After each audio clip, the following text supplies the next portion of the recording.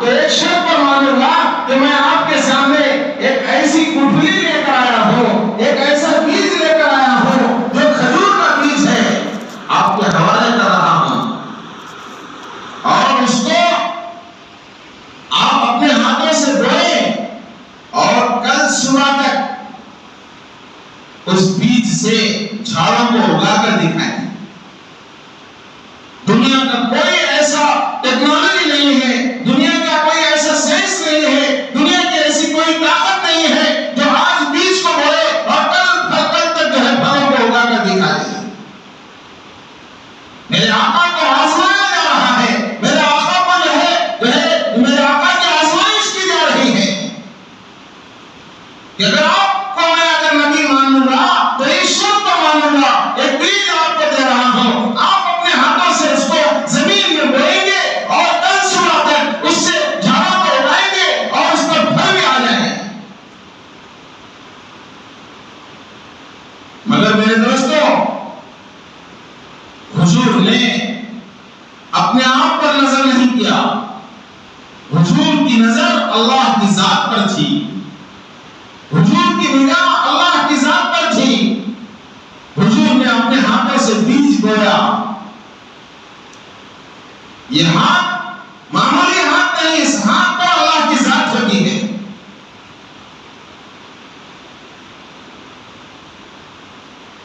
اللہ تعالی جس کی عزت بچانا چاہے، جس کے مقام کو اٹھانا چاہے، جس کی حفاظت کرنا چاہے، دنیا کی کوئی طاقت اسے ذلیل نہیں کر سکتی۔ فانوس بن کے جس کی حفاظت ہوا کرے، وہ شمع کا بنے جسے روشن خدا کرے۔ نور حق شمع الہی کو بجھا سکتا ہے کون؟ جس کا حامی ہے خدا، اس کو مٹا سکتا ہے کون؟ مدعی لاکھ برا چاہے تو کیا ہوتا ہے؟ وہی ہوتا ہے جو منظور خدا ہوتا ہے۔ دوستو، روشنی میں خدا کو ہو منظور، آندھیوں میں چراغ جلتے ہیں۔ نبی نے اپنے آپ کی طرف نہیں دیکھا، اللہ کی ذات پر بھروسہ کر کے اس گٹھلی کو، اس کھجور کے بیج کو زمین میں گاڑا اور دعا میں لگ گئے۔ یہودی کو ہیبت شروع ہو گئی، یہودی کو پسینے چھوٹ گئے۔ ارے بھائی، میں تو 6 مہینے 1 سال کا وقت نہیں مانگا، جھاڑ کے رکھنے کے لیے 7 سال کا ٹائم نہیں مانگا، میں نے تو صرف 1 دن کا 1 رات کا وقت مانگا، اور یہ نبی ہے بیچارہ، اسے بھی منظور کر رہا ہے۔ جب نبی وہاں سے ہٹے تو پیچھے سے اسے ہیبت شروع ہو گئی، کہیں یہ جھاڑ نکال کر دکھا دے اور میں پورے شہر میں بدنام نہ ہو جاؤں۔ نبی کے ہٹنے کے بعد پیچھے سے تنہائی میں جا کر وہ یہودی بیج کو اٹھا لیا اور اطمینان کی سانس لے کر سو گیا کہ بھائی جھاڑ کا بیج گاڑنے کے بعد جھاڑ تو نبی کی وجہ سے، حقیقی نبی، سچے نبی کی برکت سے اٹھ سکتا ہے، لیکن جس کا بیج ہی نہیں وہ جھاڑ کیسے اٹھ سکتا ہے؟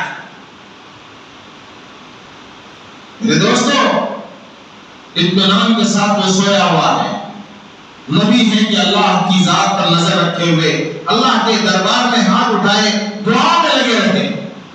صبح اٹھنا تھا، ایک وقت معینہ پر یہودی بھی وہاں پہنچا اور نبی بھی پہنچے، تو کیا دیکھتے ہیں کہ اس علاقے میں وہ جھاڑ اگا ہوا ہے اور وہ جھاڑ کے پھل بھی نکلے ہوئے ہیں۔ کتنے دنوں کی بات ہے بھائی؟ ہفتے کی بات نہیں، مہینوں کی بات نہیں، سالوں کی بات نہیں، بس ایک رات کی بات ہے۔ ایک رات میں اگانے والی ذات اللہ کی ذات ہے۔ یہ بات کس کی ہے؟ نبی کی بات ہے، نبی کی شان ہے۔ میرے دوستو، یہودی کے ساتھ کئی لوگ بھی جمع ہو گئے۔ یہودی پوچھنے لگا، اے محمد صلی اللہ علیہ وسلم، آپ نے تو جھاڑ کو اگا دیا، مگر مجھے تعجب ہے، یہ بتاؤ کہ اس کی گٹھلی کہاں ہے، اس کا بیج کہاں ہے؟ حضور نے فرمایا، بیج تو تمہارے پاس ہے، بیج تو تم لے گئے۔ بیوی یہاں کہاں ہوگی؟ نہ جھاڑ سے لگی ہے نہ ہمارے ہاتھ سے لگی ہے، یہ تو بیج تمہارے پاس ہے۔ ہم سمجھتے ہیں کہ بیج سے جھاڑ اٹھتا ہے، لیکن ایمان والے کا ایمان یہ ہے کہ جھاڑوں کو اگانے والی ذات اللہ کی ذات ہے۔ وہ ذات جو حیات دیتی ہے، وہ ذات جو موت دیتی ہے، وہ ذات جو صحت دیتی ہے، وہ ذات جو بیماری دیتی ہے، وہ ذات جو سب کچھ کے بعد سب کچھ کر سکتی ہے، وہ ذات بغیر بیج کے جھاڑ کو بھی اگانا جانتی ہے۔ وہ ذات مچھلی کے پیٹ میں یونس کی حفاظت کرنے والی ذات، وہ ذات یوسف کا پوری کے اندر جو ہے حفاظت کرنے والی ذات، وہ ذات جو مریم کو بغیر موت کے اولاد دینے والی ذات، وہ ذات بغیر بیج کے جھاڑ کو بھی اگانا جانتی ہے۔ یہودی حیران ہو گیا، یہودی ہکا بکا رہ گیا، یہودی ششدر ہو گیا، حیرت بدامان ہے، وہ انگشت بدلنا ہے، اس کے دانت کھٹے پڑ گئے۔ پھر پوچھنے لگا کہ محمد صلی اللہ علیہ وسلم بتاؤ تو صحیح کہ وہ بیج کہاں ہے؟ حضور نے فرمایا مجھ سے کیا پوچھتے ہو، بیج تو تم لے گئے ہو۔ میرے دوستو، اللہ نے اس جھاڑ کو بغیر بیج کے اگایا، وہ جھاڑ سے ہی اس کی نسل ختم نہیں ہوئی۔ مدینے کے اندر لوگ جانتے ہیں کہ اس دن کے بعد سے آج تک اس کھیت کے اندر بغیر بیج کے کھجور کا جھاڑ اگتا ہے، اور اس جھاڑ کا نام ہے سقل، بغیر بیج کا کھجور۔ کھولیں گے تو بیج نہیں ہوگی۔ پوری دنیا میں اللہ پاک نے اس کھجور کو پھیلا دیا۔ مکہ مدینہ جانے والے اس بازار کو جا کر بغیر بیج کے کھجور کو لاتے ہیں اور تحفے میں دیتے ہیں۔ ابھی اس کی نسل، سوال ہوتا ہے کہ میری نسل کیسا؟ حضور کے زمانے میں تو بہت تھا۔ وہ جھاڑ کی نسل جو دنیا میں پھیلی، دنیا میں وہ جھاڑ، وہ جو ہے کھجور بغیر بیج کے پھیلتے ہیں، وہ کیسے پھیلے؟ اللہ کی قدرت ایسی ہوئی کہ وہ نسل کے جھاڑ کے، وہ جھاڑ کی نسلوں کے جو پتے ہیں، ان پتوں کو پیس کر جو زمین میں پھیلا دیا جاتا ہے، وہی پتے بیجوں کا کام کرتے ہیں۔ دنیا کے سارے جھاڑ بیجوں سے اٹھتے ہیں، مگر نبی کے ہاتھ سے جو جھاڑ لگایا گیا وہ بغیر بیج کے اگ رہا ہے، اور دنیا میں اللہ پاک نے اس کی نسل کو جاری و ساری فرما دیا۔ میرے دوستو، وہ یہودی تھا، اسی مجلس میں نبی کے سامنے کلمہ پڑھ رہا ہے، اے محمد میں تو اسلام قبول کرتا ہوں، اشہد ان لا الہ الا اللہ و اشہد ان محمد رسول اللہ صلی اللہ علیہ وسلم پڑھ کر وہ یہودی گوشہ بدامان اسلام ہو گیا، مشرف کا اسلام ہو گیا۔ میرے دوستو، اس یہودی کو یقین آ گیا کہ نبی ہیں، اور ہم نبی کا کلمہ پڑھنے والے نبی کے بتائے ہوئے باتوں پر عمل کرتے ہوئے شک کرتے ہیں۔ میرے دوستو، اللہ کے نبی صلی اللہ علیہ وسلم نے ہمیں دعا سکھائی، اللہم انی اعوذ بک من الشک والشرک۔ اے اللہ، میں تجھ سے شک اور شرک سے پناہ چاہتا ہوں۔ شک بڑا، شرک بڑا جی؟ نبی صلی اللہ علیہ وسلم بتا رہے ہیں، شکر کو شکر کہہ تو بھی شکر کڑوی لگتی ہے۔ شکر کو، یہ شکر کی، یہ مٹھی کی کہ تو سمجھے تو، اور مٹھی شکر کیسے لگتی؟ کڑوی لگتی ہے۔ شکر کو شکر کہہ تو بھی شکر کیا بھائی؟ کڑوی لگتی ہے۔ یہ شوگر فیکٹری کیا بولتے؟ کڑوی شکر بنانے والی۔ اللہ کے نبی صلی اللہ علیہ وسلم نے دین کے معاملے میں شک کو شرک سے پہلے بتایا۔ کیا بھائی؟ آج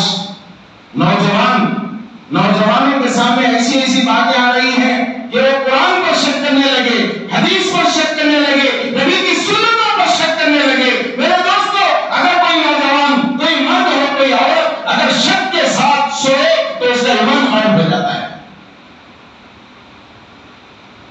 ہمارے نبی ایسا کہیں کو بولے گی، ہمارے اسلام میں ایسا کہیں کو ہے کہ یہ 3 طلاق کا مسئلہ کہیں کو آیا کہ قرآن کہہ رہا ہے کہ جس چیز کی اجازت دی گئی اس کے اوپر شک مت کرو. تمہیں نہیں سمجھ میں آیا لیکن اللہ کو سمجھ میں آ جائے, رسول اللہ صلی اللہ علیہ وسلم کو سمجھ میں آ جائے تو تمہاری عقل کے اوپر اللہ کی بات, رسول اللہ صلی اللہ علیہ وسلم کا آیت بھاری ہے. دین کے کسی معاملے میں شک کی ضرورت نہیں. شک کر رہا ہے تو اسی وقت میں اس کا ایمان چلا جائے گا. پیارے آقا صلی اللہ علیہ وسلم نے شرک سے پہلے شک کو بتایا. اللہم انی اعوذ بک من الشک والشرک.